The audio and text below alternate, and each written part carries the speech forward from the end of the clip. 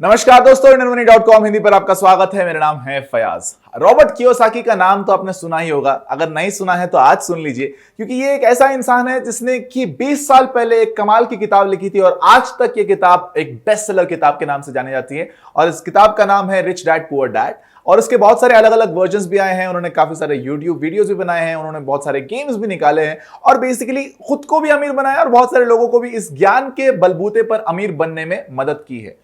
और अगर आपने अब तक उनके बारे में नहीं सुना है तो कोई बात नहीं, लेकिन आज का वीडियो आपको उसके बारे में और ज्यादा डिटेल में बताएगा कि रॉबर्ट कियोसाकी, जिन्होंने बहुत सारे मनी को रिलेटेड बहुत सारी चीजें बताई है, इन्वेस्टमेंट को लेकर बहुत सारे नए कॉन्सेप्ट्स डेवलप किए हैं, तो वो आपको दे रहे हैं 9 ऐसे टिप्स जो कि बेसिकली आपको मदद करेंगे ज्यादा बेहतर कमाने में, ज्यादा बेहतर सेव करने में और ज्यादा अमीर बनने में। तो एक एक करके उसके बारे में समझते हैं। सबसे पहले तो अगर आप हमारे चैनल पर नए हैं तो इस वीडियो को लाइक कर दीजिए, चैनल को सब्सक्राइब करके बेल आइकन को दबाना ना भूलें ताकि आप हमारे आने वाले किसी भी अपडेट को मिस ना करें। और चलिए बिना किसी देरी के सीधा पॉइंट पर आते हैं। सबसे पहली चीज जो रॉबर्ट कियोसाकी कहते हैं वो ये है कि आपको अपना फाइनेंशियल एजुकेशन बिल्ड करने की जरूरत है, बढ़ाने की जरूरत है। इसका मतलब यह है कि आपको किसी और पर डिपेंड होना नहीं चाहिए। अपने फाइनेंशियल एजुकेशन को लेकर, अपने आप को सीखने को लेकर, सिखाने को लेकर आपको खुद से सीखना चाहिए, आत्मनिर्भर बनना चाहिए। अगर आप इन्वेस्टमेंट के बारे में सीखना चाहते हैं, अगर आप किसी भी तरह के पॉलिसीज के बारे में पढ़ना चाहते हैं, तो आप एजेंट पर डिपेंड मत होइए, आप बैंकर्स पर डिपेंड मत होइए कि कौन सा एफडी ऑप्शन आपके लिए बेहतर है।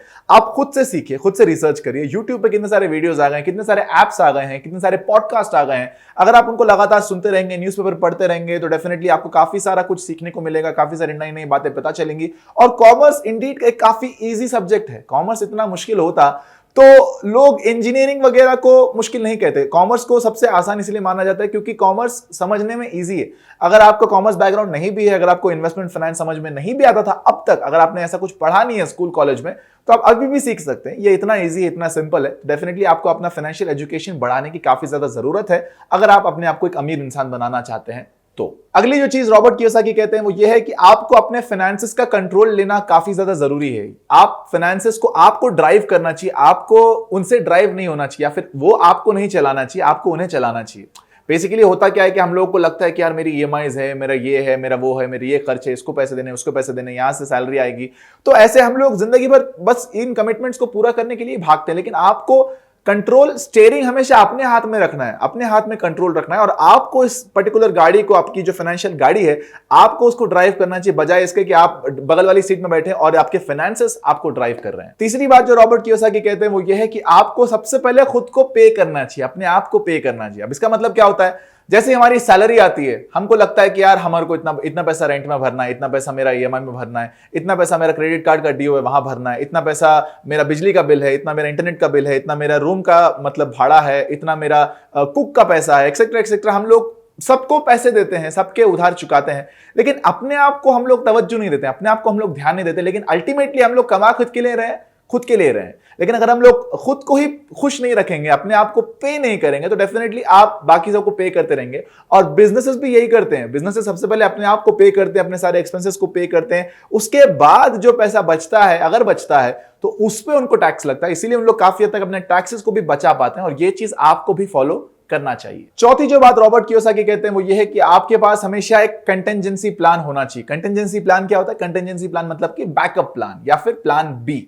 कई बार हम लोग को लगता है कि यार ये जो प्लान हमारा चल रहा है ये बहुत जबरदस्त है, हम लोग पूरा मतलब ऑल इन रिस्क लगाकर खेलते हैं उस पर्टिकुलर प्लान पर, लेकिन हमारे पास एक बैकअप प्लान भी होना चाहिए। और ये एक समझदार इंसान की निशानी होती है, बैकअप प्लान रखना। कई बार हम लोग को लगता है कि यार बैकअप नहीं रखना चाहिए, एक ही प्लान बनाकर उस पर चलना चाहिए, लेकिन एक प्लान भी होना या फिर एक अल्टरनेटिव होना काफी ज्यादा अच्छा होता है, काफी ज्यादा सहूलियत भरा होता है। इसीलिए कहते हैं कि आपको इन्वेस्टमेंट भी डाइवर्सिफाई करके करना चाहिए, एक जगह पर सारे पैसे नहीं लगाना चाहिए। अगर आपको रिवॉर्ड मिल गया तो जबरदस्त मिलेगा, लेकिन अगर नुकसान हो गया तो आपका सब कुछ डूब जाएगा। तो इसीलिए डाइवर्सिफाई करके एक बैकअप प्लान रखें अपने इन्वेस्टमेंट्स में भी और अपने लाइफ गोल्स के लिए भी। पांचवी जो बात रॉबर्ट कियोसाकी कहते हैं वो ये है कि आपको हमेशा अपने एसेट्स पर खर्च करना चाहिए, लायबिलिटीज पर खर्च नहीं करना चाहिए। फॉर एग्जाम्पल, एसेट्स मतलब वो चीजें जो कि बेसिकली संपत्ति होती, जो चीजें आपको पैसे कमाने में मदद करती है, वो होती है एसेट्स। और लायबिलिटी वो चीज जो कि आपके बैंक अकाउंट से पैसे निकालती है, वो होता है लायबिलिटीज। सिंपल सा एग्जांपल देता हूं मैं आपको। अगर आप एक घर खरीदते हैं, अगर आप उस घर को भाड़े पर चढ़ा के उससे रेंटल इनकम कमा रहे हैं तो वो एक एसेट हो सकती है।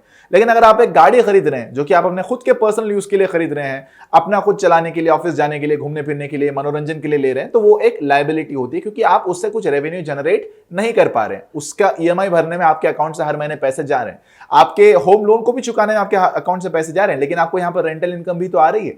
तो डेफिनेटली एसेट और लायबिलिटी में आपको फर्क करना चाहिए और एसेट्स खरीदने में आपको ज्यादा फोकस करना चाहिए। लायबिलिटीज खरीदने में, ऐसी चीजें खरीदने में जिससे कोई रेवेन्यू जनरेट नहीं हो रहा है, आपको उसे अवॉइड करना चाहिए। छठी जो बात रॉबर्ट कियोसाकी की किताबों में लिखा हुआ वो ये है कि आपको पैसों के लिए काम नहीं करना चाहिए, पैसे को अपने लिए काम करवाना चाहिए।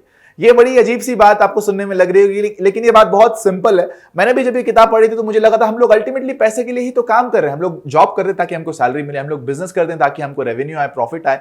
लेकिन रॉबर्ट कियोसाकी का यहां पर कॉन्सेप्ट थोड़ा अलग है। वो कहते हैं कि आपको पैसे कमाने के लिए नहीं काम करना चाहिए, आपको अपने पास जो पैसे हैं उसको एक जगह बिठाकर मत रखिए, उसको आलसी मत करिए, उसको सुस्त मत करिए, उसको लगाइए किसी काम पर, उसको इन्वेस्ट करिए ताकि वो आपको और पैसा बना कर दे। अगर आप अपने पैसे को अपने घर के गुल्लक में, तिजोरी में रख देंगे तो आपको उसको डेफिनेटली उससे कुछ इनकम नहीं बन रही, ऑल्दो उसका वैल्यू गिर रहा है हर साल इन्फ्लेशन की वजह से। लेकिन अगर आप उस पैसे को किसी अच्छे फंड में निवेश करते हैं, किसी अच्छे तरह के बिजनेस में निवेश करते हैं, तो फिर वो पैसा आपके लिए काम करता है और अब आप आराम से बैठ सकते हैं पीछे होकर, क्योंकि ये पैसा आपके लिए मेहनत कर रहा है और आपको मेहनत करने की अब जरूरत कम से कम होगी। सातवीं जो चीज रॉबर्ट कियोसाकी की किताबों में लिखी है वो ये है कि आपको गुड डेट और बैड डेट के बीच का अंतर समझना काफी जरूरी है। गुड डेट यानी कि वो उधार जो कि आपके लिए अच्छा है, बैड डेट यानी कि वो उधार जो कि आपके लिए खराब है। बैड डेट्स कौन कौन से हो सकते हैं? जैसे कि आपका पर्सनल लोन का ईएमआईज हो गई, आपके क्रेडिट कार्ड के बिल्स हो गए, आपके मे बी ऑटो लोन जो आपने लिया हुआ है घर के लिए लोन, वो हो गया। आपको अगर मान लीजिए कुछ सामान खरीदना है, कुछ अप्लायंस खरीदने के लिए आपने लोन लिया है,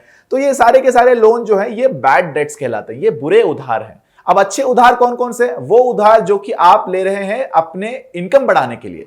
हो सकता है कि आप एक होम लोन ले रहे हैं अपने घर बनाकर उस पर्टिकुलर घर पर एक रेंटल इनकम जनरेट करने के लिए, या फिर आपने एक मुद्रा लोन लिया है अपने बिजनेस को शुरू करने के लिए, या फिर आपने किसी भी तरह का अलग लोन लिया है अपने बिजनेस को स्टार्ट करने के लिए, अपने जमीन खरीदने के लिए, उसके ऊपर कुछ तरह का टावर फिक्स करने के लिए, या फिर अपने एग्रीकल्चर बिजनेस को शुरू करने के लिए। तो ये सारे होते हैं गुड डेट्स। तो आपको डेफिनेटली गुड डेट्स लेना चाहिए और बैड डेट्स को अवॉइड करना चाहिए। आठवीं जो चीज रॉबर्ट कियोसाकी कहते हैं वो ये है कि आपको अपनी गलतियों से सीखना चाहिए। कई बार हम लोग गलतियां तो करते हैं, गलतियां करना कोई खराब बात नहीं है। इनफैक्ट हम लोग को जिंदगी में कम से कम एक गलती हर दिन करना चाहिए, लेकिन जरूरी यह है कि आप उस गलती से सीख रहे हैं कि नहीं, आप उस गलती से, उस मिस्टेक से सीख कर अपने आप को सुधार रहे हैं कि नहीं सुधार रहे हैं। क्योंकि शुरुआत में हम लोग कोई भी चीज नहीं करते हैं, जब पहली बार करते हैं तो डेफिनेटली उसमें बहुत सारी गलतियां होती हैं, लेकिन क्या आप उन गलतियों से सीखकर उन गलतियों को अवॉइड कर रहे हैं, उन गलतियों को दोबारा करने से अपने आप को बचा पा रहे हैं, या फिर आप दूसरों की गलतियों से सीखकर अपने आप में वो गलतियां नहीं कर रहे हैं? तो डेफिनेटली आप एक अच्छे रास्ते पर हैं, आप एक अच्छे पथ पर हैं और आप लगातार इस बात को दर्शाएंगे अपनी गलतियों को ना दोहराते हुए। जो आखिरी बात रॉबर्ट कियोसाकी की जो काफी ज्यादा जरूरी है, काफी ज्यादा अहम है, वो ये है कि आपको मार्केट की गिरावट का फायदा उठाना चाहिए। मार्केट जब भी डाउन रन पर जाता है, जब भी मंदी आती है, जब भी किसी भी तरह का मार्केट क्रैश होता है, तब लोग पैनिक करने लगते हैं, तब लोग इधर उधर भागते हैं, बोलते हैं कि यार मार्केट खत्म होने वाला है। जब कोरोना आया था या फिर जब रिसेशन आया था 2008 का, तब हमको लगा था कि सब कुछ खत्म हो चुका है, अब सब कुछ डूब जाएगा, पैसे डूब जाएंगे, इकोनॉमिक क्रैश हो जाएगी। लेकिन ऐसा नहीं होता है। आप समझदार इंसान वो होता है जो कि इस तरह के सिचुएशन में फायदा उठाकर ज्यादा से ज्यादा इन्वेस्ट करता है, ज्यादा से ज्यादा नया बिजनेस शुरू करता है और ज्यादा से ज्यादा पैसे बनाता है। बहुत सारे आपने आर्टिकल्स पढ़े होंगे जिसमें यह बताया गया है कि दुनिया भर के जितने बिलियनियर्स हैं उन्होंने अपना जो वैल्यू है, जो वर्थ है, वो काफी हद तक बड़ा किया कोरोना वायरस के पैंडेमिक के दौरान, क्योंकि डेफिनेटली उनके पास काफी सारा लिक्विडिटी मेंटेन था और क्योंकि चीजों के दाम काफी हद तक गिर चुके थे, स्टॉक्स के वैल्यू गिर चुके थे, रियल एस्टेट के प्राइसेस गिर चुके थे, बहुत सारे बिजनेसेस अपने आप को बेचकर निकल रहे थे। ऐसे में उनको सस्ती कीमतों पर वो सारी चीजें मिली जो कि आमतौर पर उनको काफी महंगी कीमतों पर मिलती। तो डेफिनेटली आपको मार्केट डाउन ट्रेंड्स का फायदा उठाना चाहिए और उस तरह के वक्त में ही ज्यादा से ज्यादा निवेश करना चाहिए। तो मुझे उम्मीद है कि ये नया वीडियो आपको पसंद आया होगा। अगर ये वीडियो आपको अच्छा लगा तो इसे प्लीज शेयर करिएगा अपने फैमिली के साथ, और अगर आपके कोई सवाल हैं, कोई सुझाव हैं, तो आप कमेंट सेक्शन में आके दे सकते हैं। और अगर आप personal finance, career building, farming और बिजनेस के बारे में सीखना चाहते हैं तो आप डाउनलोड कर सकते हैं फाइनेंशियल फ्रीडम ऐप। वहां पर हमने 55 से भी ज्यादा कोर्सेज बनाए हुए हैं जो 6 अलग अलग भाषाओं में, जो कि डेफिनेटली आपको काफी हद तक पसंद भी आएंगे। ये वीडियो अच्छा लगा तो इस वीडियो को लाइक करना ना भूलिएगा। मैं मिलूंगा आपसे अगले वीडियो में। मेरा नाम है फयाज और आप देख रहे हैं IndianMoney.com।